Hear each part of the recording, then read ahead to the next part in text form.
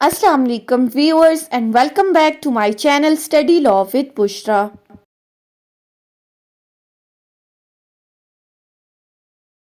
So in today's video we are going to discuss from section 49 of Land Acquisition Act 1894. But before starting the discussion, I request you all to please subscribe to my channel and don't forget to press the bell icon for latest updates. Do share this video with your friends and don't forget to comment your feedback. So let's move towards the discussion. Section 49 of Land Acquisition Act deals with the topic of acquisition of part of house और building. अब इस section के title को देखें तो इसमें क्या कहा गया है, किसी हाउस या बिल्डिंग का कुछ हिस्सा एक्वायर करना। अब ये सेक्शन 49 क्या कहता है कि अगर तो किसी गवर्नमेंट को या किसी कंपनी को अपने किसी प्रोजेक्ट को एकम्प्लिश करने के लिए किसी ज़मीन की ज़रूरत है, आया टेम्परेरी बेसिस के ऊपर या फिर परमानेंट बेसिस के ऊपर, तो क्या वो किसी घर या किसी बिल्डिंग का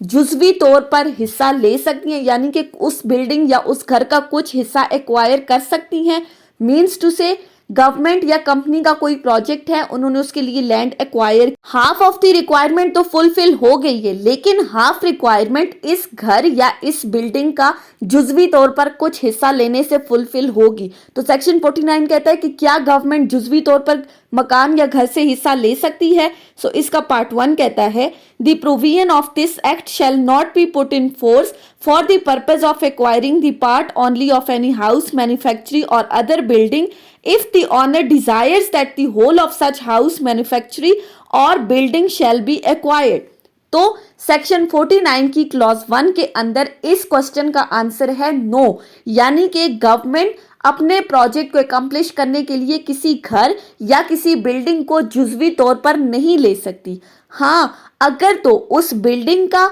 या उस घर का ऑनर उन्हें ये इजाज़त देता है, यानी कि सबसे पहले उन्होंने उस ऑनर से परमिशन लेनी होगी। अगर तो वो ऑनर परमिट कर देता है तो फिर ऐसी सूरत में आपने उस बिल्डिंग या उस घर को पूरा का पूरा लेना है, यानी कि जुज़वी तौर पर नहीं ले सकते आप। फिर अगर तो आपने वो घर या बिल्डिंग पूरा का पूरा ले लिया है तो अपने प्रोजेक्ट को कंप्लीट करने के लिए अगर आपको उसको डिमोलिश करने की ज़रूरत है, यानी कि डिमोलिश करने के बाद आपकी रिक्वायरमेंट फुलफिल हो रही है, तो फिर ऐसी सूरत में डिमोलिश करने के बाद जितनी भी अमाउंट ऑफ कंपनसेशन बनेगी वो आप उस मकान के ऑनर को दे दोगे। फिर फर्दर इसमें सेक्शन में कहा गया है कि अगर तो डिस्प्यूट अराइज हो जाता है between the owner of the building और हाउस एंड द गवर्नमेंट और द कंपनी, यानी कि ऑनर ऑफ द हाउस ये कहता है कि ये जो जगह एक्वायर कर रहे हैं ये मेरी शॉप थी, लेकिन वो इसको हाउस या बिल्डिंग डिक्लेयर कर रहे हैं कि लेकिन ये शॉप है और शॉप की जो वैल्यू है, उसकी जो मालियत है वो घर या बिल्डिंग से ज़्यादा होती है। यानी कि ऐसी सूरत में अगर तो इनके दरमियान डिस्प्यूट अराइज हो गया है इस चीज़ के ऊपर, तो फिर कलेक्टर एक रेफरेंस तैयार करेगा और रेफरेंस तैयार करने के बाद कंसर्न कोर्ट को भेजेगा और कंसर्न कोर्ट फिर इस हाउस या बिल्डिंग को डिक्लेयर करवाने का फैसला करेगी। मीन्स टू से कि ये कोर्ट ने अब डिसाइड करना है कि आया ये घर के जुमरे में फॉल कर रही है, किसी बिल्डिंग के जुमरे में फॉल कर रही है या किसी शॉप के जुमरे में फॉल कर रही है। ये टोटली डिपेंड करता है कोर्ट के डिसीजन के ऊपर। फिर फर्दर इस सेक्शन में कहा गया है, if the collector has made an award under section 11 his by notice in writing withdraw or modified his express desire that the whole of such house, manufactory or building shall be acquired.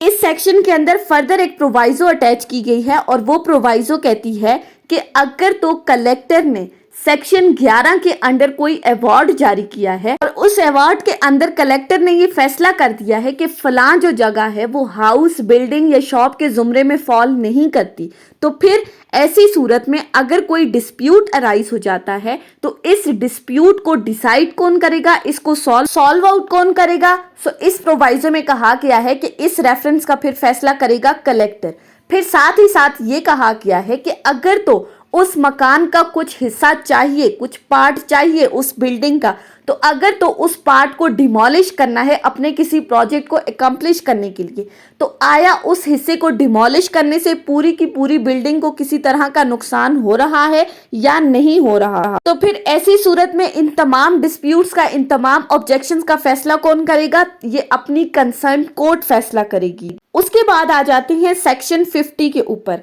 Section 50 बात करता है acquisition of land at a cost of local authority और company. अब इस section में थोड़ी सी different बात की गई है, और वो क्या कहा गया है कि अगर तो किसी लोकल अथॉरिटी को या किसी कंपनी को कोई लैंड एक्वायर करनी है अपने किसी प्रोजेक्ट को एकम्प्लिश करने के लिए। अब लोकल अथॉरिटी के अंदर कौन आ जाते हैं? हमारे ये बल्दियात वाले आ जाते हैं, हमारे म्यूनिसिपल कॉरपोरेशन वाले आ जाते हैं, म्यूनिसिपल कमेटी वाले आ जाते हैं, टाउन कमेटी वाले लोग इंक्लूडेड हैं, यूनियन काउंसिल के जो लोग हैं वो इंक्लूडेड, हमारी जो विलेज कमेटी की एडमिनिस्ट्रेशन है वो इसके अंदर इंक्लूडेड है। तो इसमें कहा गया है कि अगर तो इन तमाम लोगों को अपने किसी प्रोजेक्ट को एकम्प्लिश करने के लिए कोई जमीन चाहिए, वो कोई भी प्रोजेक्ट हो सकता है उनका, मीन्स टू से कि कोई प्राइमरी स्कूल इस्टेब्लिश करने के लिए या कोई डिस्पेंसरी वगैरह बनाने के लिए या कोई भी और प्रोजेक्ट है जिसको एकम्प्लिश करने के लिए उनको कोई जमीन चाहिए, और ये जो इनका प्रोजेक्ट है ये इसमें पब्लिक इंटरेस्ट इन्वॉल्व है, पब्लिक एट लार्ज को फायदा हो रहा है, या कंपनी अपने किसी प्रोजेक्ट को एकम्प्लिश करने के लिए कोई जमीन एक्वायर करना चाह रही है,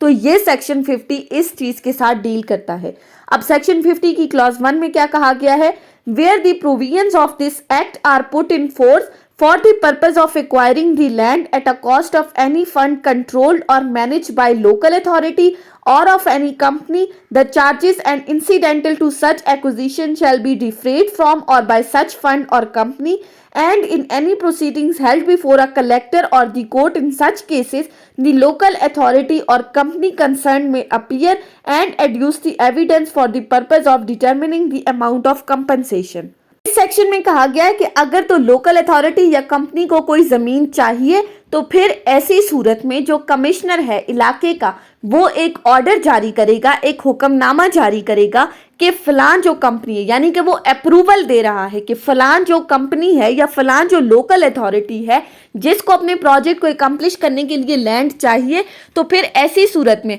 उस लैंड पर आने वाले जितने भी टैक्सेस हैं या जितनी भी अमाउंट ऑफ कंपनसेशन उस लैंड की डिटरमिन की जा रही है, कमिश्नर ये कहेगा कि वो कंपनी या वो लोकल अथॉरिटी इन तमाम टैक्सेस को और इन कंपनसेशन को पे करें उस लैंड को एक्वायर करने के लिए, और ये जो पेमेंट है ये किसके पास की जाएगी? ये उस कंसर्न कमिश्नर के पास की जाएगी, और फिर कमिश्नर फर्दर डिसाइड करेगा। फिर इसमें यह कहा गया है कि अगर तो डिस्प्यूट अराइज हो जाता है regarding the amount of compensation between the local authority और company and the owner of the land, यानी कि अगर तो ऑनर ऑफ द लैंड ये कहता है कि ये जो कंपनसेशन की अमाउंट डिटरमिन की जा रही है ये उस अमाउंट से कम है जो कि इस लैंड की एक्चुअल प्राइस बनती है, तो फिर ऐसी सूरत में कलेक्टर एक रेफरेंस तैयार करेगा और कंसर्न कोर्ट के अंदर इस रेफरेंस को फाइल करेगा, और फिर फर्दर कोर्ट ये डिसाइड करेगी कि ये जो लैंड एक्वायर की जा रही है इसकी कंपनसेशन क्या है। यानी कि डिस्प्यूट अगर कंपनसेशन के ऊपर आ रहा है, जमीन के रकबे के ऊपर आ रहा है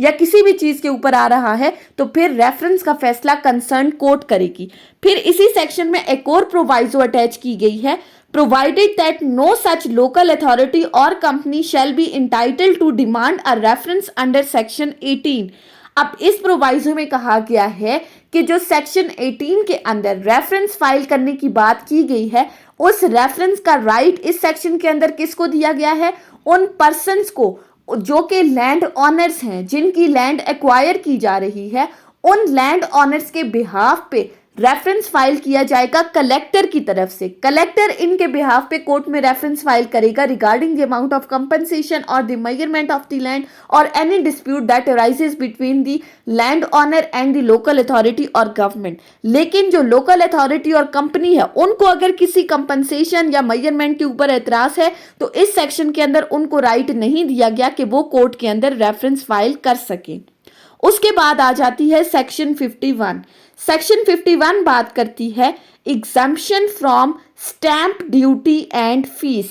अब इस सेक्शन में क्या कहा गया है? No award or agreement made under this act shall be chargeable with stamp duty, and no person claiming under any such award or agreement shall be liable to pay any fee for a copy of the same. Section 51 के अंदर कहा गया है कि इस land acquisition act के अंदर जो लैंड एक्वायर की जा रही है किसी भी गवर्नमेंट की तरफ से या फिर कोई भी कंपनी जो अपने प्रोजेक्ट्स को एकम्प्लिश करने के लिए, उनको फिलफिल करने के लिए कोई लैंड एक्वायर कर रही है, तो इस सेक्शन के अकॉर्डिंग उन पर किसी तरह की कोई भी स्टैंप ड्यूटी नहीं लगेगी, किसी भी तरह की कोई भी फी वगैरह नहीं लगेगी। यानी कि उस लैंड के ऊपर जितने भी टैक्सेस वगैरह हैं, जितनी भी स्टैंप ड्यूटीज आती हैं, जितनी भी फी है, वो तमाम एग्जेम्प्टेड हैं। यानी कि वो तमाम की तमाम जिम्मेदारी गवर्नमेंट के ऊपर आती है। गवर्नमेंट ने देखना है कि उसको किस तरह से पे करना है। उसके बाद आ जाते हैं सेक्शन 52 के ऊपर।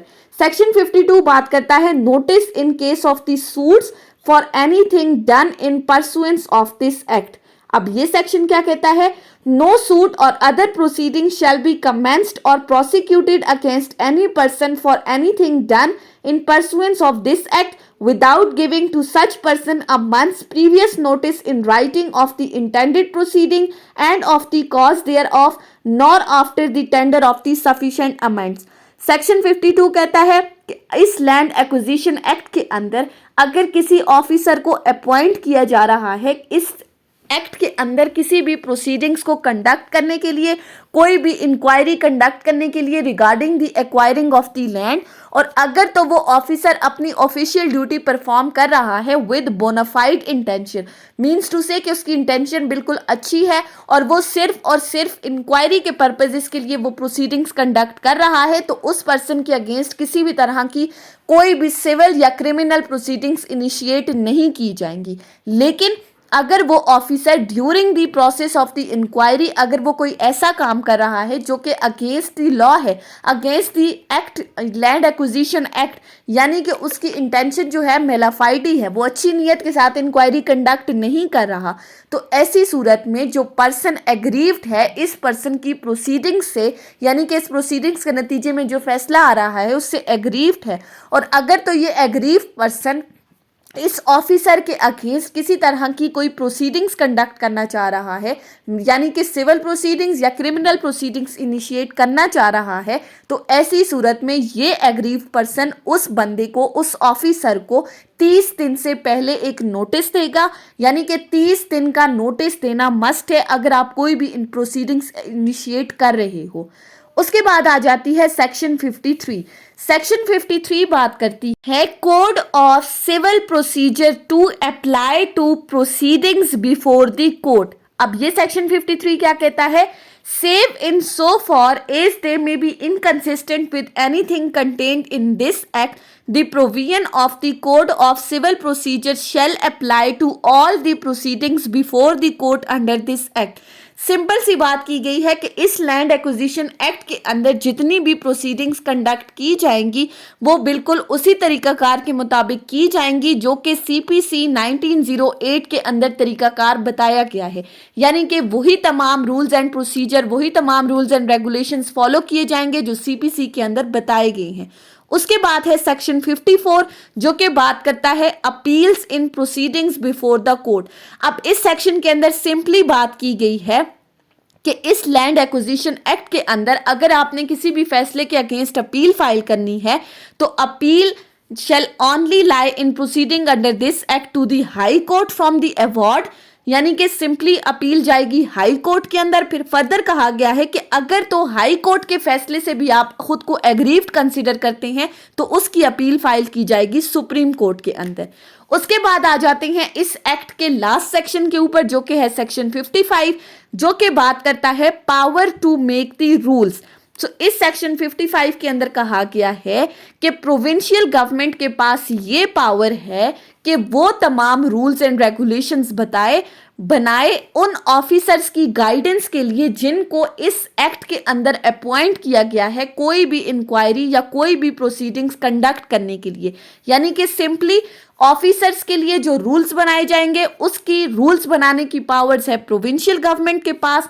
उनकी गाइडेंस के लिए प्रोविंशियल गवर्नमेंट रूल्स बनाएगी और टाइम टू टाइम ये प्रोविंशियल गवर्नमेंट उन रूल्स एंड रेगुलेशंस के अंदर किसी भी तरह की एडिशन भी कर सकती है, और अगर तो उसको लगता है तो फिर इन रूल्स के अंदर ऑल्ट्रेशन भी कर सकती है, यानी कि इनको चेंज भी कर सकती है, कोई चीज ऐड भी कर सकती है, कोई चीज ऑल्टर भी कर सकती है। सो इसी सेक्शन के साथ हमारा लैंड एक्विजिशन एक्ट 1894 का पूरा एक्ट कंप्लीट हो चुका है। हमने इस एक्ट के हर एक सेक्शन को डिटेल में डिस्कस किया है one by one. So I hope कि आपको ये पूरा एक्ट समझ में आया होगा। अगर आपने इन तमाम वीडियोस को अटेंटिवली सुना है तो अगर आपको ये वीडियोस अच्छी लगी हैं तो इन वीडियोस को लाइक करें, कमेंट करें और चैनल को जरूर सब्सक्राइब करें। Thank you so much for watching these videos. Till then, अल्लाह हाफिज।